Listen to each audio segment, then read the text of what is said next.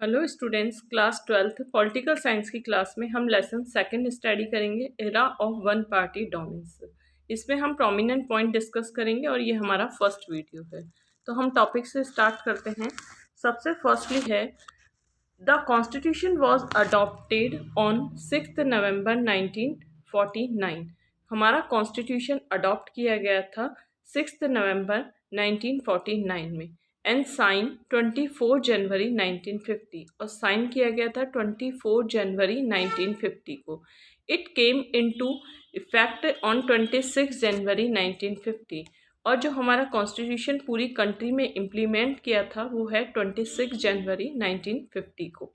फिर नेक्स्ट हमारा टॉपिक आ जाता है the election commission of India was set up in January 1950। Election commission India में सेटअप हुआ था जनवरी 1950 में। Sukumar Sen became the first chief commissioner. Sukumar Sen election commission के फर्स्ट चीफ कमिश्नर थे। The country's first general election were expected sometimes in the 1950 और पूरी country में सबसे फर्स्ट जनरल इलेक्शन कराए गए थे 1950 में। नेक्स्ट हमारा टॉपिक आ जाता है the first general election was also the first big test of democracy in a poor और इलिटरेट कंट्री। स्टूडेंट्स, हमारा इंडिया था वो अंग्रेजों के डोमिनेंस का शिकार हुआ था, इट मीन्स विक्टिम हुआ था। तो हमारे इंडिया में जब इंडिपेंडेंट हुआ था उसके बाद में काफ़ी पुअर और इलिटरेसी फैली हुई थी। इलिटरेसी फैले हुए होने के कारण जो डेमोक्रेसी थी वो हमारे इंडिया में पूरी तरह से सक्सेसफुल नहीं हो पा रही थी। और इस कंडीशन में फर्स्ट जनरल इलेक्शन कराना, इट मीन सभी पीपल्स को इक्वल राइट देना, एक बहुत मेजर चैलेंज था। Till then democracy had existed only in the prosperous country. अभी तक इंडिया में डेमोक्रेसी लाने से पहले केवल प्रॉस्पेरियस कंट्रीज में ही डेमोक्रेसी इस्टेब्लिश थी, मेनली इन यूरोप, जैसे कि Europe, North America, where nearly everyone was literate. इन कंट्रीज में सभी पर्सन लिटरेट थे और डेमोक्रेसी सक्सेसफुल थी। By that time many countries in Europe had not given voting rights to all women. In this context, India experiment with the universal adult franchise. जब पूरी European countries में voting rights नहीं दिए गए थे women's को, उसके अगेंस्ट इंडिया में ये एक्सपेरिमेंट करना कि यूनिवर्सल एडल्ट फ्रेंचाइजी को इम्प्लीमेंट करना, इट मीन्स सभी पर्सन्स को इक्वल राइट देना जो 18 ईयर्स से अबव हैं, उन्हें वोटिंग का राइट देना एक मेजर चैलेंज था डेमोक्रेसी के सामने। फिर नेक्स्ट हमारा पॉइंट आ जाता है changing methods of voting. India में जब अर्लियर इलेक्शन हुए थे, इट मीन्स फर्स्ट और सेकंड जनरल इलेक्शन हुए थे, तब इलेक्शन मेथड अलग था और अभी now days presently election method अलग है। तो हम इसके बारे में डिस्कस करेंगे। These days we use an electronic voting machine EVM to record voters preference. तो अभी हम इलेक्ट्रॉनिक वोटिंग मशीन का यूज़ करते हैं, लेकिन अर्लियर इलेक्शन में हम बैलेट पेपर्स का यूज़ करते थे, पोलिंग बूथ का यूज़ करते थे। The first general election it was decided to place inside each polling booth a box for each candidate with the election symbol of that candidate. सबसे पहले जो earlier election होते थे उसमें क्या होता था स्टूडेंट, अलग अलग पूरे एरिया को, कॉन्स्टिट्यूंसी एरिया को, इट मीन्स इलेक्शन एरिया को पोलिंग बूथ्स में डिवाइड कर दिया जाता था। पोलिंग बूथ का मतलब है जहाँ पे वोटिंग डाली जाती है और हर कैंडिडेट के लिए एक अलग से बॉक्स होता था और उसमें उस बॉक्स पे कैंडिडेट का सिंबल लगा हुआ होता था और वह हर वोटर उस सिंबल के अकॉर्डिंग उस बॉक्स में अपना फेवर करते थे वोटिंग के थ्रू। तो आ जाता है इन the first general election it was decided, ये डिसाइड हुआ था कि place inside each polling booth बनाए जाएंगे, ए box for each candidate, her candidate का एक बॉक्स होगा with the election symbol of that candidate, उस बॉक्स पे उस कैंडिडेट का इलेक्शन सिंबल लगा हुआ होगा। Each voter was given a blank ballot paper, her voter के पास एक ब्लैंक बैलेट पेपर होगा विच they had to drop into the box of the candidate, और वो बैलेट पेपर वो हर कैंडिडेट के, ईच कैंडिडेट के उसमें बॉक्स में डालेगा। They wanted to vote for, जिसे वो वोट देना चाहता है। About 20 lakh steel boxes were used to for this purpose, 20 lakh के करीबन बॉक्सेस यूज़ किए गए इस इलेक्शन पर्पस के थ्रू।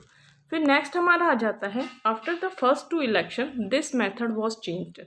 लेकिन क्या था, फर्स्ट अर्लियर इलेक्शन में ये मेथड यूज़ किया गया और बाद में आने वाले इलेक्शंस में इस मेथड को नहीं अपनाया गया।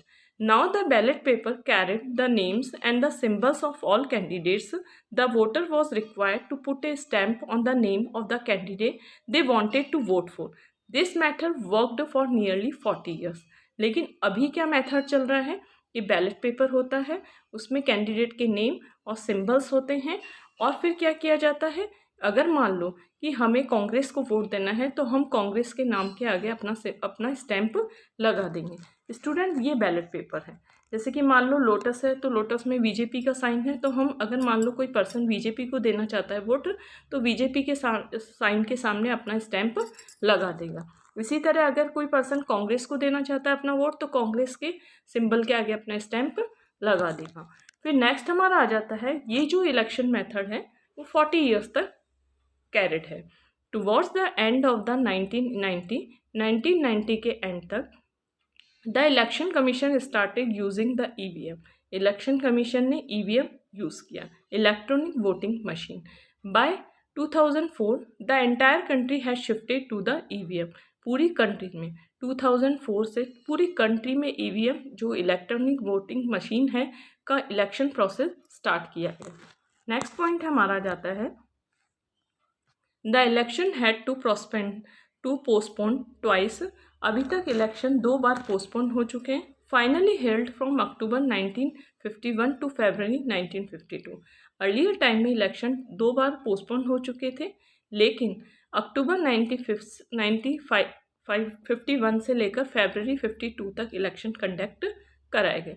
लेकिन but this election is referred to as the 1952 election. लेकिन इन इलेक्शन को हम अक्टूबर 1951 के इलेक्शन नहीं कहेंगे बल्कि फरवरी 1952 के इलेक्शन कहेंगे। Since most part of the country voted in January 1952, क्योंकि मोस्टली कंट्री के पार्ट्स थे वहाँ पे वोट कराया गया। कब कराया गया? जनवरी 1952 में कराया गया। It took 6 month for the campaigning, polling and the counting to be complete. और 6 मंथ लगा कि कैंपेनिंग की गई यानी कि प्रचार किया गया, पोलिंग की गई यानी कि वोट डाले गए, काउंटिंग की गई उन वोटों की, इन सब का ड्यूरेशन 6 मंथ में कंप्लीट हुआ। Election were competitive, there were no and average more than 4 candidate for each seat. एक सीट के लिए 4 कैंडिडेट होते थे। The level of the participation was increasing, लेकिन पार्टिसिपेशन का लेवल धीरे धीरे इंक्रीज हुआ।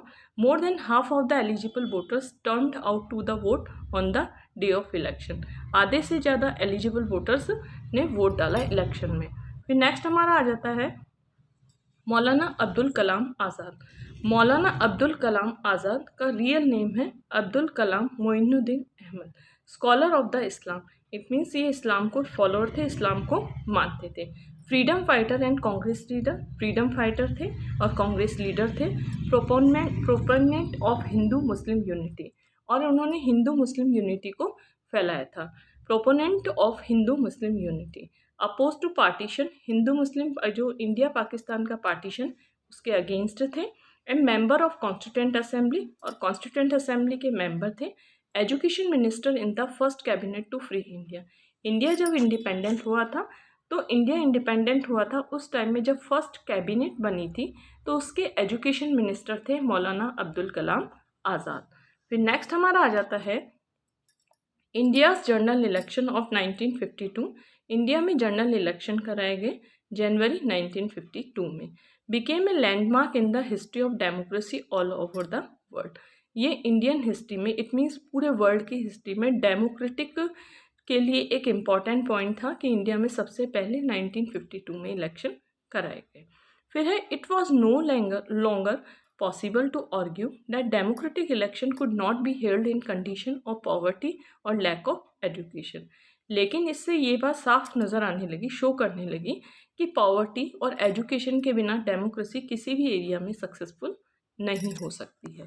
फिर नेक्स्ट हमारा आ जाता है Congress dominance in the first 3 general election.